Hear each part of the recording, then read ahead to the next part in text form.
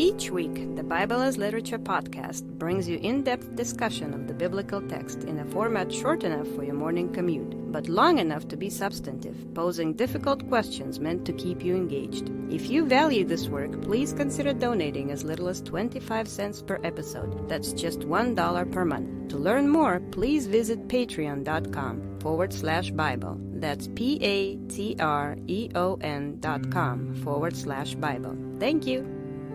Hi, this is Father Mark Boulos with the Bible as Literature podcast. Self-righteousness is dangerous when people who believe they are right apply rules to each other. Even rules that were meant to protect us become instruments of abuse, cruelty, and exploitation. You need look no further than the barbarity of Twitter mobs, liberal or conservative, to understand this dynamic. For politicians, sooner or later this lack of humility results in civil strife. For clergy and religious teachers, it leads to a kind of apostasy, in this case an outcome of teaching that renounces the teaching of the Bible. The Torah was given to show each of us that our behaviors are unclean. Yet, somehow, we always manage to transfer this shame from our behaviors to the person or persons of our neighbor. Our neighbor.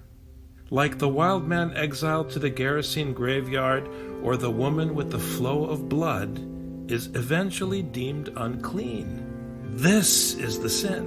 This is the apostasy. This is the very thing the law was given to correct. Have you never heard what was written? The Lord said to Peter, "What God has made clean, you must not call unclean." And again, what Peter himself proclaimed, "God has shown me that I should not call any man unholy or unclean." Richard and I discuss the Gospel of Mark, chapter 5, verses 21 to 43. You're listening to the Bible as Literature.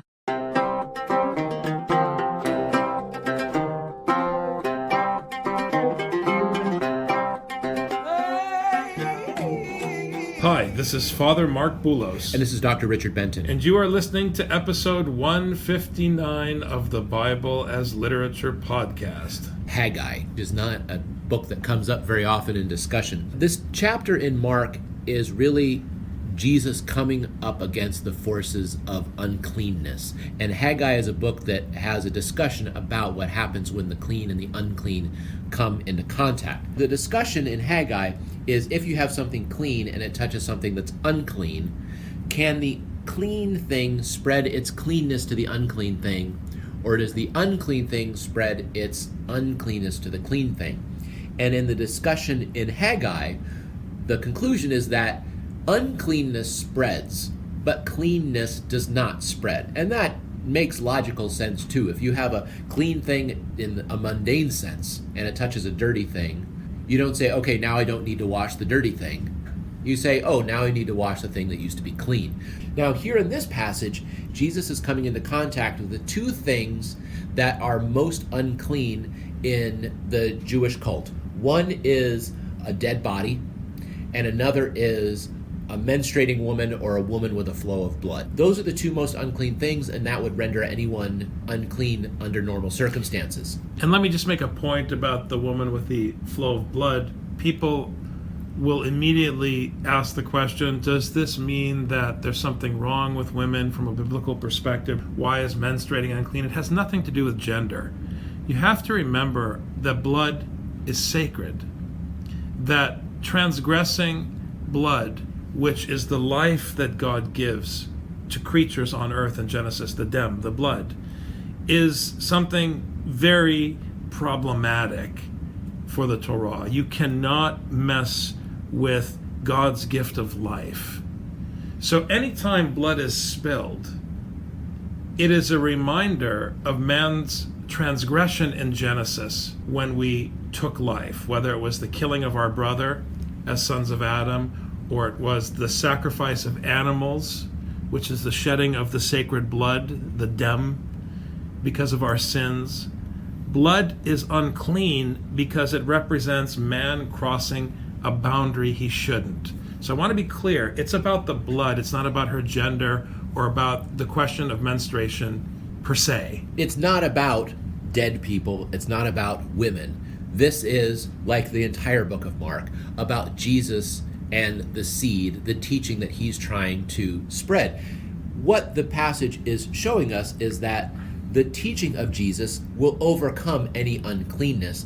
It's saying that there is one thing that is so clean that it can actually overcome those things that are unclean, and that is Jesus' teaching. And the key to understanding the place of women in this passage is to understand that this woman, whom we'll hear was bound for 12 years, was treated by many physicians who couldn't help her, probably because they thought that she was unclean and something was wrong with her because she was bleeding. Which means, as Paul says in his first letter to Timothy, that although law is a good thing, people who don't understand the law use it for wrong purposes and end up causing problems. And that's what's happening here. Jesus is going to step in and apply the Torah correctly, which is not about what's wrong with the woman, but which focuses on the respect for life, which makes helping this woman a duty. Remember that we're reading this in the context of the previous pericope of the man possessed among the Gerasenes. The people actually preferred to take that unclean person and segregate that unclean person and make sure he lived out there among the tombs. And in the same way, these laws about cleanness segregate and separate people so that they can't come into contact with others. And what Jesus is doing is Jesus is always transgressing those boundaries that separate people. When Jesus had crossed over again in the boat to the other side, a large crowd gathered around him, and so he stayed by the seashore. We were in Decapolis, where people marveled at what they heard, not at what they saw. Where people were not impressed with the personality of Jesus, but with the seed that he left behind, despite their fear of the power that Jesus wielded. And now he comes back to the other side. He's going back into the territory of his own people. And suddenly there's a large crowd gathered around him, parenthetically because they love him and they're excited about his amazing miracles. And so he stayed by the seashore. Now remember, in Deuteronomy, we are warned by the Lord not to follow someone because of their miracles. I want to stress this point in Mark. And Jesus is a son of the commandment. Jesus must be nervous because as soon as he sees the large crowd, we've seen how he acts. He tries to get away from the crowd. Notice, the large crowd gathered, so he stayed by the seashore. He didn't enter into the land. He didn't want to go in to begin spreading the seed right away because the crowds always prevent Jesus from teaching. Jesus is, as I said, a son of the commandment. He will not transgress the teaching of Deuteronomy. He will not run the risk of being the false prophet whom everyone marvels at the expense of hearing the teaching. That is the point. He wants them to hear the teaching, not be excited about signs and wonders. And this goes against popular Christianity. It goes against the way that people talk in the churches. But as Paul says in 1 Timothy, I say again, Timothy has been entrusted with the biblical tradition. That is what is deposited with Timothy. And he is not to be carried away either by false teaching or by old wives' tales. This is what Paul says, meaning let's not sit around and talk about miracles and amazing events that feel good and inspire. Because if we do that, we run the risk of people not paying attention to that which I am entrusting to you, which is the teaching that Jesus is sowing in the Gospel of Mark. One of the synagogue officials named Jairus came up and on seeing him fell at his feet and implored him earnestly, saying, "My little daughter is at the point of death. Please come and lay your hands on her so that she will get well and live." And this is what Jesus keeps seeing. People want to come to him and they want him to heal. But there's something important here about the symbol of this particular problem. His daughter is at the point of death, and God's instruction about blood and the sacredness of blood in the Torah and life, it's linked to life being God's domain, not man's domain, has something to do with the specifics about what Jairus is asking of Jesus. The point of the Torah is to give life, The point of the Torah is not to exclude a daughter of Jerusalem, a daughter of Israel. And so on the one hand, Jesus is about to show us, when we encounter the woman with the flow of blood, the purpose of the law, which was to take care of this daughter of Israel, the woman who was bound for 12 years, and also to take care of the daughter of Jairus. That the purpose of the law is life. It is not exclusion, as you said earlier. So although the point stands that we are not to be amazed by signs and wonders, insofar as Jesus is a son of the commandment, should he work a sign or a wonder, unlike the false prophet in Deuteronomy, his sign will point back to the meaning of God's instruction. So we're going to learn why you're not allowed to transgress blood in the coming verses. And he went off with him, and a large crowd was following him and pressing in on him. Again, this is the problem of the crowd. I mean, we get very excited about having crowds at our churches, crowds at our services, crowds at our festivals. We like to count numbers and talk about. Jesus is unimpressed by crowds. As a matter of fact, he prefers to avoid crowds. Crowds prevent him from teaching because crowds always have their wants and their desires, and they're not interested in the teaching. Every time the crowd is pressing in on him, he can't move, he can't teach, and the seed can't go where it goes. This is the problem with the language of growth in all of the different churches. If you are focused on growth, you will work against the gospel. It's not possible, because the teaching is, in its content, not palatable. It's not palatable. It's not something that will have mass appeal. You have to welcome everyone and treat everyone with kindness and be correct in your dealings with people. But you have to say what the teaching says with no regard for whether or not people will like what you have to say. You have to say what you are commanded to say. So there's this inherent tension, and Jesus is demonstrating not only that he's willing to say what he was commanded to say, he's showing disdain for popularity, because Mark understands, in the way that he presents Jesus in the gospel, that it's not enough simply to not care about popularity. You have to shun popularity. It's a very serious matter. And you can't have a committee on church growth and read the Gospel of Mark for that basic reason. A woman who had had a hemorrhage for 12 years and had endured much at the hands of many physicians and had spent all that she had, was not helped at all, but rather had grown worse. And here I want to say a couple of quick things, Richard, about symbolism. She's bleeding, which again pertains to the function of blood in the Torah and the question of cleanness and uncleanness and God's commandment of life in Genesis. She was, again, bleeding for 12 years, which means she's a daughter of Israel.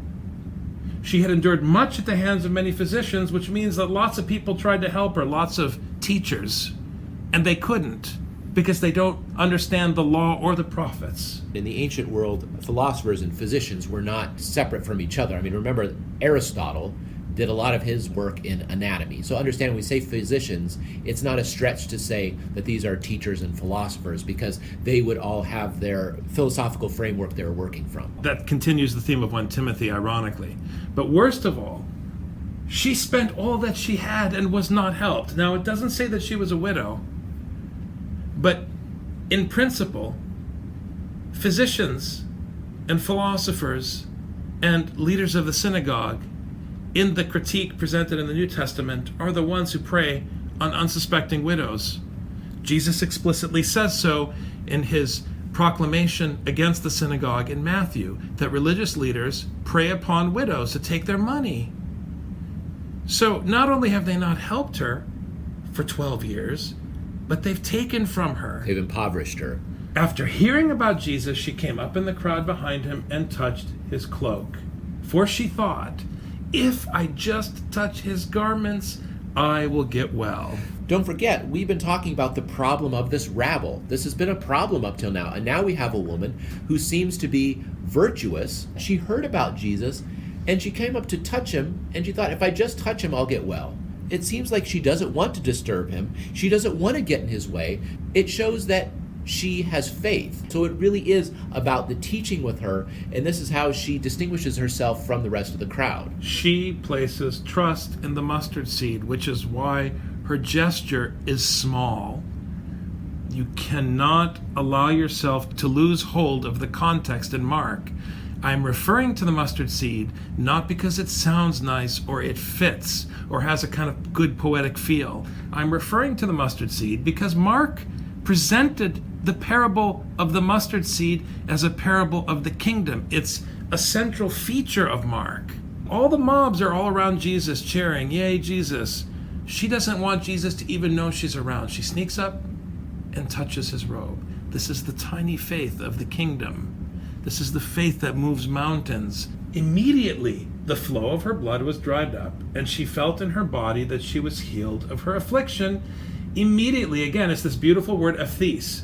Immediately, Jesus, perceiving in himself that the power proceeding from him had gone forth, turned around in the crowd and said, "Who touched my garments?" Now, twice we hear the word aphthes, which, as literature clearly in Mark, brings us back to the beginning of the book. This woman is responding to Jesus with this urgency and this implicit trust that doesn't take time to debate or to analyze whether or not I should or shouldn't. So although Jesus hadn't called her, she's responding with this intensity and this lack of hesitation, and so Jesus responds to her the same way. Both happened immediately, both happened simultaneously. It was the victory of the cleanness of Jesus overcoming the uncleanness of the woman. And so it gives immediate credence to Jesus, not only as the one who's able to expel the demons only with a word, but also by simply being touched, he expels the uncleanness of this woman. It's like this woman snuck up behind Jesus and took his phylactery and suddenly was healed. She took this little scroll of the Torah with her, and she snuck it away. And the reason I use that example is because in the next verse, his disciples said to him, "You see the crowd pressing around you, and you say, 'Who touched me?'" It's a good question. Now you think that they're asking that question because it's magic and Jesus knows everyone. And so, no, Jesus is asking who touched me because she wasn't healed by Jesus. She was healed by the seed which the Father provides for Jesus to sow. Jesus shows his clear irritation with having to be in this crowd. You've got this big mob of people and you're asking who touched you? Come on, there's a big mob of people. What are you asking us for? But the point is that Jesus didn't know who touched him. He asked because she was healed not because of Jesus, but because of her trust in the seed. He didn't know because she was healed by his Father through the seed that was given to Jesus to sow. And this is what I'm saying about the word immediately. It was so immediate, it blew past Jesus. It wasn't Jesus' will that healed her. It was his teaching that he was bringing. Which is the will of his Father, to which he submits with the woman with the flow of blood. As you say, there's this confrontation between clean and unclean, but Jesus is bearing witness to it as teacher. It's not Jesus that overcomes the uncleanness. It is the teaching of Jesus that overcomes. It's the word of the Father, the Torah, which Jesus is carrying to the people. And the sad irony of this passage is that she was a daughter of Israel and he still had to evangelize her.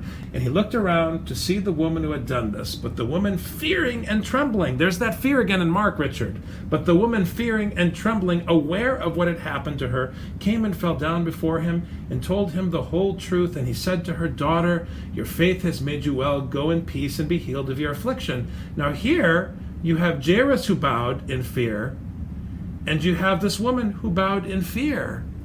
So the fear here is correct. Fear is a major point in Mark, and here we're seeing fear function correctly. Now, notice here, just like the man who was healed of his demons, this woman is not told to keep her healing secret.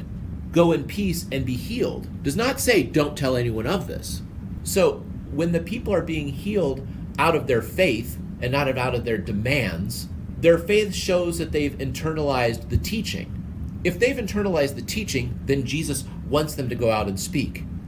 If they have not internalized the teaching, if they've simply taken advantage of the teaching, he wants them to stay quiet and don't talk to anybody. So it's significant that he did not tell this woman, don't tell anybody about what happened. While he was still speaking, they came from the house of the synagogue official saying, "Your daughter has died. Why trouble the teacher anymore?" There's the lack of faith. But Jesus, overhearing what was being spoken, said to the synagogue official, "Do not be afraid any longer, only believe." And of course here, faith, believe, it's all trust. Right. Again, the people in the synagogue think that Jesus is a healer. Okay, he can't do his healing thing because she's dead. Keep moving. They think it's about Jesus' ability to heal. They think he's another one of the physicians, another one of the philosophers. He's not. He actually bears cleanness. He bears life through the teaching that he brings to them. He is a slave of his Father's will. That is where Jesus' power comes from.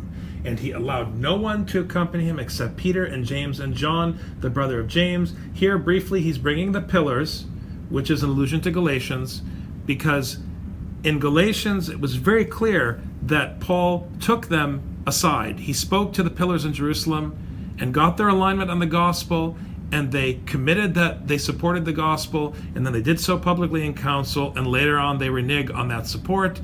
So this is like a trial, but the ones being tried are the witnesses whom he brings with him. And they have to be witnesses of faith, because he says, do not be afraid any longer, only believe, to the synagogue official. So now Peter, James, and John have to see what the fruit of that faith actually is. They came to the house of the synagogue official. He saw a commotion and people loudly weeping and wailing, and entering in he said to them, "Why make a commotion and weep? The child has not died, but is asleep." So he makes this absurd statement that is not dead. Well, we all know that he's dead, and this is one thing that Jesus has to continue to confront throughout this book, so that people will stop believing their eyes and start believing the teaching, because this is what they're going to have to confront when they confront the crucifixion. Like a good professor, Jesus says, we all don't know anything. You have to prove to me, demonstrate that you know what you're talking about. And here, it's not a question of whether or not miracles can happen. It's a question of whether or not they understand the Torah. That's what they have to demonstrate to him. Do they trust Torah? Exactly. They began laughing at him. Well, there's your answer, Dr. Benton. But putting them all out, he took along the child's father and mother and his own companions and entered the room where the child was. Taking the child by the hand, he said to her, "Talitha kum," which translated means, "Little girl, I say to you, get up." And he brought both the parents and those he brought as witnesses, because the parents are under judgment as well. In their faith. Because Jairus is the one who originally asked Jesus to heal his daughter. Does Jairus believe that Jesus is simply one of the physicians who are ineffective, who brings a teaching that does not give life? Or does Jairus actually have trust in the teaching of Jesus? And this is what distinguishes between one of the mob and someone who actually internalizes the teaching. Now the next verse is classic biblical metaphor on two counts. And then you add the word ephes, which rounds out the whole passage. Immediately, ephes, the girl got up and began to walk, for she was 12 years old. So, it's immediate. She answers the command of Jesus to stand up. She begins to walk, which is to walk according to the precepts of God's instruction. And why? Because she was 12 years old, because she's a daughter of Israel, just like the woman who was bleeding. Interestingly, she was born at the same time that the other woman started experiencing her flow of blood. So while everybody was arguing whether or not this passage has an issue with menstruation, Jesus set free two daughters of Israel to walk and to preach and to live according to God's instruction. And just to complete the verse, and immediately they were completely astounded. Now, here, it's not so clear if being astounded is good, which is confirmed in the subsequent verse. Yeah, because we know that Jairus is the one who wanted this Jesus to come as a healer, but the jury's still out on whether he has faith in the teaching or not. And so once the jury is out on whether one understands the teaching or not, then Jesus has to deal with them differently. And he gave them strict orders that no one should know about this, and he said that something should be given her to eat. Couple of points here. He doesn't want the word going out because he doesn't want the crowds getting excited about him. He wants them to be committed to the teaching, to fear the teaching, to submit to the teaching, and to trust in it. That's number one. Number two, again, it harkens back to Galatians because you have the witnesses. Paul spoke with them privately. Look, are we all on the same page here that the Torah gives life and that the purpose of the Torah was to set these daughters of Israel free, not to bind them and to take their money for temple service? If they're so astounded when Jesus comes and lifts her up, do they actually believe that his teaching can give life? Why would they be so astounded? But it's at the very moment that the girl gets up that they're astounded. Not when Jesus walks into their house. They're not amazed by what Jesus says. They're amazed at what Jesus does. And Jesus is trying to make the point in all 5 chapters of Mark that we've covered so far that it is his teaching that astounds. And the very last part of the verse should give every ordained clergyman chills. And it should strike fear in our hearts as teachers, because Jesus commanded them, give her something to eat. You have not been feeding the people. You've been taking their money. Feeding yourself. As we learned from the prophet Hosea. But you have to feed the people. Give the people something to eat. It's very powerful, even emotional for me. It's so clear that our duty is to feed the people. What are we doing? And he's speaking to the Father, who's not only the Father, but he's also the head of the synagogue. Amen. Christ is in our midst. He is and ever shall be. You have a great week, Dr. Benton. Thank you, Father.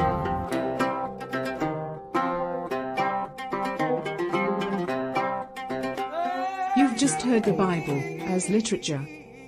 Thanks for listening. The Bible as Literature is a production of the Ephesus School Network.